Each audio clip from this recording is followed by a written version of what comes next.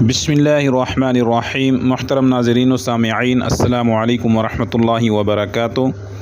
شیخ الاسلام حضرت اقدس مفتی محمد تقی عثمانی صاحب دامت برکاتہم العالیہ نے قرآن مجید فرقان حمید میں سے 7 ایسی چیزیں بتلائیں اور 7 ایسے وظائف اور 7 ایسی چیزیں جسے خزانہ کہا جاتا ہے، قرآن کے خفیہ راز اور خفیہ خزانہ جو آج تک شاید آپ لوگوں نے نہ سنے ہوں، آپ کی نظر سے نہ گزرے ہوں۔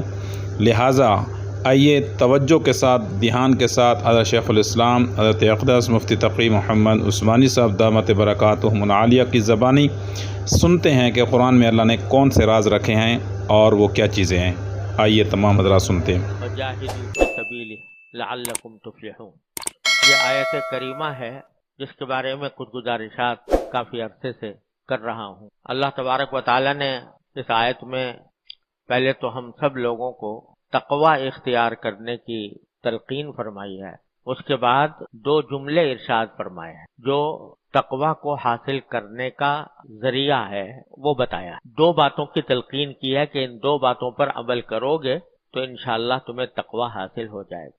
ان میں سے پہلی بات ہے وَابْتَغُوا إِلَيْهِ الْوَسِيلَةَ، اللہ تعالیٰ تک پہنچنے کے لیے وسیلہ تلاش کرو۔ اور جیسا کہ بار بار عرض کیا ہے کہ مفسرین نے اس کے معنی یہ بیان کیا ہے کہ عمل صالح اختیار کرو، نیک عمل اختیار، جتنا نیک عمل اختیار کرو گے اتنا ہی تقوی دل میں پیدا ہو۔ اصل بات یہ ہے کہ وابتغوا الیہ الوسیلہ کے اگر لفظی معنی دیکھے جائیں تو یہ ہے کہ اللہ تعالیٰ تک پہنچنے کا راستہ تلاش کرو، ایسے راستے تلاش کرو جس سے تم اللہ تعالیٰ کا قرب حاصل کرو، اللہ تبارک و تعالیٰ کے ساتھ تمہارا تعلق مضبوط ہو جائے۔ ایک مرتبہ یہ کام ہو جائے کہ بندے کا تعلق اپنے اللہ سے مضبوط ہو تو پھر تقوی کی منزل خود بخود آسان ہو جاتی ہے اور انسان اس کے اوپر عمل پیرا ہو جاتا ہے۔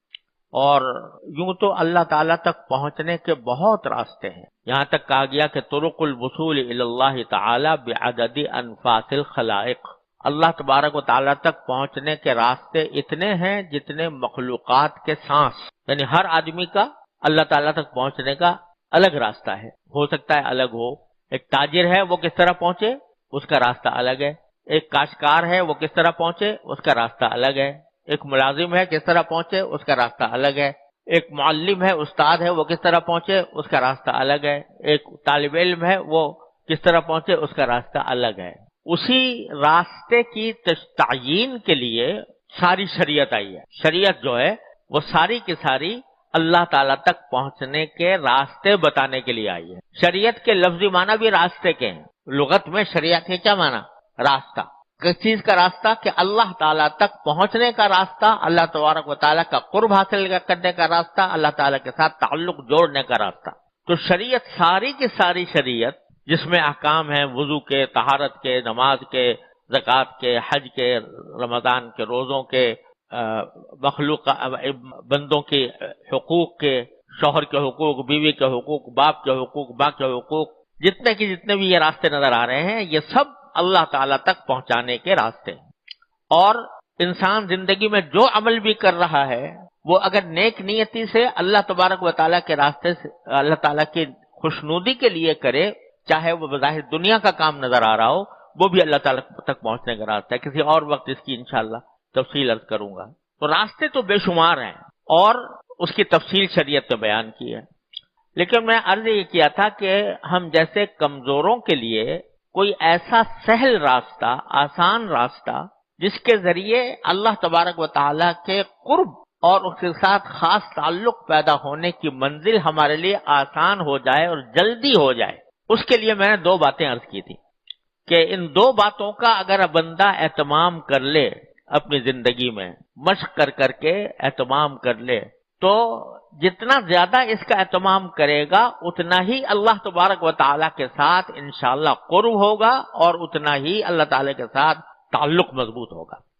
ایک راستہ ہے دعا کا، جس کے اوپر میں کئی بیانات کر چکا ہوں کہ اپنی ہر بات، ہر حاجت چھوٹی ہو یا بڑی ہو، اللہ تعالیٰ سے مانگنے کی عادت ڈالے، کچھ ایسا بن جائے کہ چلتے پھرتے ہر وقت کو نہ کچھ اللہ میاں سے مانگ رہا ہو، یا اللہ یہ کر دے، یا اللہ یہ کر دے، یا اللہ یہ کر دے۔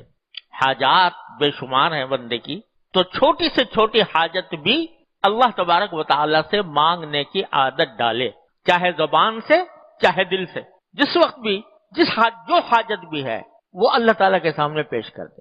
اور نبی کریم سرور عالم صلی اللہ علیہ وسلم نے جو معصور دعائیں تلقین فرمائیں مختلف اوقات میں، صبح اٹھو تو یہ پڑھو، اور غسل خانے میں جاؤ تو یہ پڑھو، باہر نکلو تو یہ پڑھو، مسجد میں جاؤ تو یہ پڑھو، گھر میں جاؤ تو یہ پڑھو، سواری پہ سوار ہو تو یہ پڑھو، یہ سب اسی بات کی عادت ڈالنے کے لیے ہے کہ بندہ ہر وقت اپنے پروردگار سے رابطے میں رہے، ہر وقت اپنے پروردگار سے کچھ نہ کچھ مانگتا رہے۔ تو ایک چیز یہ ہے اللہ تعالیٰ تک جلدی اور آسان طریقے سے پہنچنے کی ایک بہت ہی آسان تدبیر یہ ہے۔ اب کیا بتاؤں کہ بزرگوں نے یہاں تک فرمایا کہ جب کسی وقت گناہ کا تقاضا ہو رہا ہو دل میں، کسی گناہ کا، اس وقت بھی اللہ تعالیٰ سے مانگے، یا اللہ یہ شیطان مجھے پریشان کر رہا ہے، یا اللہ یہ نفس مجھے پریشان کر رہا ہے، مجھے فلاں گناہ کی طرف مائل کر رہا ہے، یا اللہ یا تو مجھے اس سے بچا لے یا پھر مجھ سے مواخذہ نہ فرمائیے گا۔ اللہ تبارک و تعالیٰ سے اس وقت بھی، عین اس حالت میں بھی اللہ تبارک و تعالیٰ سے مانگے، تو اتنی سہل تدبیر ہے۔ اور یہ جو فرمایا کہ ادعونی استجب لکم، کہ مجھے پکارو میں تمہارا جواب دوں گا، تو جب پکارے گا بندہ اللہ تعالیٰ کو تو جواب ضرور دیں گے وہ۔ اب جواب چاہے اس شکل میں ہو کہ جو مانگ رہے ہیں وہ دے دی جائے، چاہے اس شکل میں ہو کہ اللہ تعالیٰ کسی اور طریقے سے تمہیں نواز دیں، لیکن پکارتے رہو۔ ایک راستہ تو یہ ہے۔ دوسرا راستہ جو بڑا آسان بھی ہے اور بڑا ضروری بھی ہے اور انتہائی مؤثر بھی ہے، وہ ہے اللہ تعالیٰ کی نعمتوں پر کثرت سے شکر ادا کرنا۔ ہر وقت بندہ اللہ تعالیٰ کی نعمتوں میں ڈوبا ہوا ہے، سر سے لے کر پاؤں تک ہر وقت اللہ تعالیٰ کی نعمتوں سے فائدہ اٹھا رہا ہے۔ آنکھیں دیکھ رہی ہیں، کان سن رہے ہیں، منہ میں بولنے کی طاقت ہے، زبان چل رہی ہے، ہاتھ پاؤں کام کر رہے ہیں، چلنا پھرنا ہو رہا ہے۔ یہ سب کیا ہے؟ یہ سب نعمتیں ہیں اللہ تبارک و تعالیٰ کی۔ تو انسان ہر وقت ہر لمحے اللہ تعالیٰ کی نعمتوں میں ڈوبا ہوا ہے۔ قرآن کریم فرماتا ہے ان تعدوا نعمت اللہ لا تحصوها، کہ بندہ اگر شمار بھی کرنا چاہے اللہ تعالیٰ کی نعمتوں کو کبھی شمار نہیں کر سکتا۔ اور حقیقت تو یہ ہے کہ اللہ تبارک و تعالیٰ کی نعمتوں کا شکر ادا کرنے کا حق تو بندہ ادا کر ہی نہیں سکتا۔ حضرت شیخ سعدی رحمۃ اللہ علیہ کی مشہور کتاب ہے گلستان، پہلے بہت پڑھائی جاتی تھی، اہتمام سے پڑھائی جاتی تھی، وہ در حقیقت بڑی عارفانہ کتاب ہے۔ اس کی جو مقدمہ ہے حضرت شیخ سعدی رحمۃ اللہ نے لکھا ہے، وہ اس میں فرماتے ہیں کہ یا اللہ میں آپ کا کیسے شکر ادا کروں، شکر ادا کرنا تو چاہتا ہوں لیکن شکر کیسے ادا کروں کہ میرا جو سانس آ رہا ہے، سانس جو چل رہا ہے، تو سانس کا باہر آنا ایک نعمت، اندر جانا دوسری نعمت۔ سانس اگر اندر جائے باہر نہ آئے تو کیا ہوگا؟ موت۔ سانس باہر آئے اندر نہ جائے تو کیا ہوگا؟ موت۔ لہذا سانس کا اندر جانا ایک نعمت اور سانس کا باہر آنا دوسری نعمت۔ تو اگر میں صرف سانس کی نعمت پر شکر ادا کرنا چاہوں تو ہر سانس پر دو شکر واجب ہیں، ایک سانس کے اندر جانے پر، ایک سانس کے باہر آنے پر۔ اب اتنی دیر میں الحمدللہ کہوں گا یا اللہ تعالیٰ کا شکر ادا، یا اللہ آپ کا شکر ہے کہ مجھے سانس آ گیا، اتنے میں دوسرا سانس آ جائے گا، پھر دو نعمتیں، پھر دو شکر۔ اس کا شکر ادا کرنا چاہوں گا تو تیسری مرتبہ سانس آ جائے گا، اور پھر دو نعمتیں، پھر دو شکر۔ ساری زندگی اگر میں صرف سانس آنے کی نعمتوں کا شکر ادا کرنا چاہوں، ساری زندگی اس کے سوا کوئی اور کام نہ کروں، تب بھی صرف سانس کی نعمت کا شکر ادا نہیں ہو سکتا۔ ہو سکتا ہے؟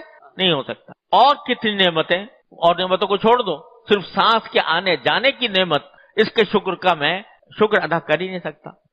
تو حقیقت میں تو شکر اللہ تبارک و تعالیٰ کا ادا ہو نہیں سکتا، اتنی نعمتوں کا ایک انبار ہے، ایک بارش ہے ہر وقت انسان کے اوپر۔ لیکن جتنا زیادہ جتنا بھی کر سکے تو آدمی کو یہ چاہیے کہ ہر چھوٹی بڑی نعمت پر جو اس کو حاصل ہو، جب بھی کوئی خوشی حاصل ہوئی، کوئی راحت ملی، کوئی مزہ آیا، کوئی لذت حاصل ہوئی، اس پر اللہ تبارک و تعالیٰ کا شکر ادا کرنے کی عادت ڈالے۔ اللہم لک الحمد و لک الشکر، اے اللہ آپ کا شکر ہے، آپ کی حمد کرتا ہوں، آپ کا شکر ادا کرتا ہوں۔ آپ باہر جا رہے تھے، سواری تلاش کرنا چاہ رہے تھے، سواری مل گئی، یا اللہ تعالیٰ آپ کا شکر ہے کہ مجھے سواری مل گئی۔ گھر میں داخل ہوئے تو وہاں پر گھر والوں کو اچھی حالت میں پایا، اے اللہ آپ کا شکر۔ ہر بڑی چھوٹی بڑی نعمت پر شکر ادا کرنے کی عادت ڈالو۔ یہ میں ویسے ہی نہیں کہہ رہا ہوں، بزرگوں نے اس کی مشق کرائی ہے، اس پر مجاہدہ کروایا ہے، تمرین کرائی ہے۔ اس کے بعد حالت ایسی ہو جاتی ہے کہ تقریباً ہر وقت بندہ یا کوئی دعا کر رہا ہوتا ہے یا شکر ادا کر رہا ہو۔ کوئی حاجت ہے دعا کر رہا ہے، کوئی حاجت پوری ہو گئی یہ شکر ادا کر رہا ہے۔ یہ جو دماغ میں چکی چل رہی ہے خیالات کی، ادھر کی ادھر کی، ساری دنیا کے خیالات چکر لگا رہے ہیں، ان خیالات کی رو کو ذرا سا پلٹ کر، اس کا راستہ بدل کر ان دو چیزوں پر مرکوز کر دو، یا اللہ یہ حاجت ہے یہ پوری کر دیجئے، یا اللہ یہ آپ نے مجھے اچھی چیز عطا فرمائی ہے میں اس پر شکر ادا کرتا ہوں۔ تو شکر ایک ایسی نعمت ہے، ایک ایسی عبادت ہے۔ ہمارے حضرت والا فرمایا کرتے تھے، اللہ تعالیٰ ان کے درجات بلند فرمائے، فرماتے تھے کہ یہ شکر ایسی عبادت ہے کہ کسی کو پتہ بھی نہ چلے کہ کیا عبادت کر رہا ہے بندہ۔ اگر تم نفلیں پڑھ رہے ہو تو اس میں ریاکاری کا بھی احتمال ہے، اس میں عجب بھی پیدا ہو سکتا ہے کہ بھئی میں بڑا عبادت گزار بن گیا، اور نہ جانے کیا کیا مقاصد نفس اس میں پیدا ہو سکتے ہیں۔ لیکن شکر ایسی نعمت ہے، عبادت ہے، دل ہی دل میں، زبان سے کیا یا نہیں کیا، زبان سے کر لے تو زیادہ بہتر ہے، اللہ تعالیٰ کرنے کی توفیق دے۔ لیکن اگر بالفرض زبان سے نہیں بھی کیا، دل میں، دل یہ کہہ رہا ہے، بار بار دل جو ہے وہ کہہ رہا ہے، یا اللہ کتنا اچھا کام کر دیا آپ نے، یا اللہ میرا کام کس طرح بنا دیا، یا اللہ آپ نے میری یہ مشکل حل کر دی، یا اللہ یہ میرا کام ہو گیا۔ تو کیا ہوگا کہ دل ہر وقت ایک ایسی عبادت میں مقصود ہے کہ کسی کو پتہ بھی نہیں۔ میان عاشق و معشوق رمزیس، کرامن کاتبی را ہم خبر نیز۔ سمجھے نا، یہ عاشق اور معشوق کے درمیان، محب اور محبوب کے درمیان ایک ایسا راز ہے کہ کہتے کرامن کاتبی کو بھی خبر ہے کہ نہیں، اللہ ہی جانے، سمجھے، کیونکہ علیم بذات صدور تو وہ ہے، سینے کی باتوں کو جان